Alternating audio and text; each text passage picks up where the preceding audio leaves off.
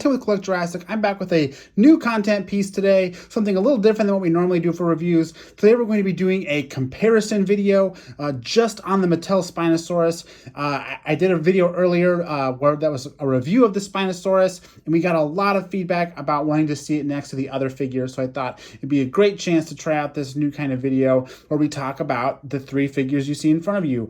Every one of Mattel's Spinosaurus figures released today, and this figure has been hot and popular since it first came out. I'm talking, of course, about the first release, which is the Legacy Collection Spinosaurus. Here it is in box.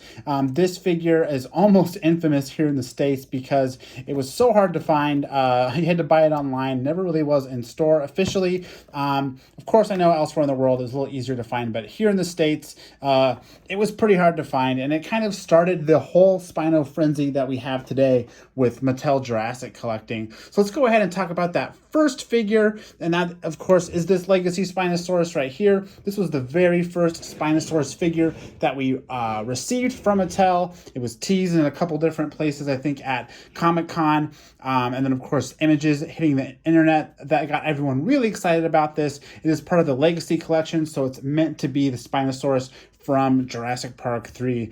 And I think right out the gate, we were all really impressed with it. It definitely has a little bit of, I would say, artistic license with the likeness of the Jurassic Park 3 Spinosaurus. But, you know, all of the things you expect are there. The really exaggerated snout, that white stripe on the fin, those kinds of things that, you know, we kind of see as hallmark elements for the movie Spinosaurus, all made it over here into this figure. And it, of course, is the Extreme Chompin' Spinosaurus, so that means it has this button that activates the neck. Oh, sorry, can't really see that on camera. Button that activates the neck, that opens up the mouth. The tongue is sort of free-floating in there. I know with the T-Rex, the epic chompin', sorry, there's too many adjectives when it comes to Mattel. The Extreme Chompin' T-Rex originally had a tail or a tongue that stuck straight out, but when the Extreme Chompin' Spinosaur came out, they fixed that tongue pretty quickly. So it's got that. That's the main kind of action. But what's really cool is it does have that neck articulation from the T-Rex as well, that double jointed neck. So when this figure came out, it was awesome just because it had all that articulation, of course, with the arms as well. The arms are just on, I think they're on just rotators. They don't have any kind of hinge on them. No, they have a hinge on them too. So they have like a little bit more motion than just going back and forth. And the legs, of course, let you do all kinds of cool things too. You can pose it up. You can do some pretty epic poses with that. But yeah, when this figure came out, I think it was an instant hit just because Spinosaurus is just one of those classic species from the Jurassic movie license. And then, of course, it became sort of hard to find, which I think sort of got everyone even more sort of after this figure. Made it more popular than it would have been maybe if it had just been released like a normal figure and easy to find. Always interesting how that stuff goes down with Mattel. So that's the first Spinosaurus that came out. And then the second one, you know, was released a couple years later. I'm talking about the Battle Damaged Spinosaurus, of course, the follow-up. Again, here in the States, I think we all thought this was our chance at redemption at tracking this figure down. It was headed to Walmart as an exclusive, the Battle Damaged Spinosaurus. But of course, it only showed up, I think it showed up in like 1 or 2 shipments, and then it was gone for Christmas. So this one ended up being even more rare than the Legacy Collection Spinosaurus, which is a little ridiculous.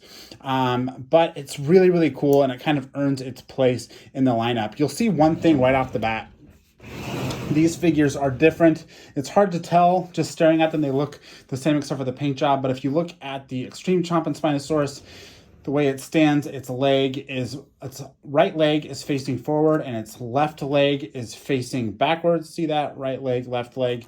This version is a mirror version of that. So the left leg is facing backwards instead of facing forwards, and vice versa with the right leg. So you can see their leg rotation is basically inverted. I can't tell if the whole figure is a mirror because the tails are both curled in the same way, so it might just be the leg placement, and it just works out with the balance of it being inverted because the figure is so symmetrical otherwise besides those legs. But yeah, the battle damage Spinosaurus is definitely a popular one of my favorite battle damage integrations that Mattel has done to date, which of course, if you haven't been able to notice, it's doing its job then, but it's this flap right here. It almost is invisible besides this little hinge right here, but if you pull this back, it's just like dinosaur skin. It's rubber. It's soft. If you pull that back, you get exposed insides of the Spinosaurus, which is totally gnarly and totally cool because it doesn't get lost. It's literally stuck here on a hinge. You can see all this cool like muscle and skin detail on there too, but it doesn't end there. You can also flip the bone down. Same thing. It stays attached. You can't lose it. And then you get this nice view of gore inside, but it doesn't end there. It just keeps going. You get the you get this like liquid ball filled with blood too, which is just really gnarly. But I love it. I mean, look at that. That is so cool. It's kind of hard to see probably, but there's liquid blood in there that moves around. Very cool. And then elsewhere, you know, the Spinosaurus, besides that battle damage, is basically the same. It has the same roaring. Let's see if I can get that. Mouth hasn't opened in a while. You can see it has the same sort of opening with the tongue and everything. And then it also has that neck articulation. Literally the exact same figure through and through. Just that that middle part is got different functionality. And you can see why they probably did the leg mirroring is because if you had the left forward leg, you'd be covering up that battle damage. See how the leg is posed backwards. So that's probably the main reason they did that. And if you've ever noticed, all Mattel toys faced tail on the left, face on the right. They all face that way in the package, so they needed to have the battle damage on the outside. So that's why they did it that way. But the coloration, of course, is not supposed to be movie accurate like the Jurassic Park 3 Spinosaurus Legacy. It's definitely just something original that Mattel came up with, but it's very striking, especially that yellow eye popping out against everything. Very cool. A different paint job for sure, sort of out there, but very cool all the same. And of course, that brings us to our third Spinosaurus, which is also called the Extreme Chompin' Spinosaurus, but this is the new version, of course, released under the Camp Cretaceous banner, but that does not mean that it's in Camp Cretaceous. That just means they're putting that on all the toys this year, but I know lots of people think it means it'll be in the show, so I hope for their sakes that they're end up being right, but I'm not so sure about that. But here's the Spinosaurus. Enough about the Camp Cretaceous packaging. And of course, I've talked about this in another video, but this thing, to me, is the definitive Spinosaurus. I mean, compared to the other ones, it has the most complicated paint application. It's close enough to Jurassic Park 3 with the light stripe and the red snout and all that stuff that it works as a stand-in for Jurassic Park 3. It has a little bit more of a desert feel maybe, but again, you can just see compared to these other Spinosauruses, sort of the better paint application it has. It's got more definition. It's got more pattern. It's got all the same features as the first Extreme or the first Legacy Collection Spinosaurus. Literally nothing else is different. Back to having those the legs positioned a certain way. Still have that roaring action with the tongue. Everything else is exactly the same. There's no other change whatsoever. It's the exact same figure besides paint, but that paint is just so good that you know, I think this wins out versus all the other Spinosauruses. I did want to mention one bonus Mattel Spinosaurus. No, not a mini Spinosaurus, but the budget 12-inch Spinosaurus that's kind of like a baby version of the Legacy Collection Spinosaurus. You know, these 12-inch budget figures always sort of take cues from the main line, and you can totally see how this one's supposed to match that Legacy Collection with the sail being almost identical. The teeth aren't painted, which definitely takes away from this guy a little bit, but kind of a fun figure if you can track it down. These 12-inch figures aren't in a lot of places, but you can check Dollar Tree, couple regional stores to find these figures.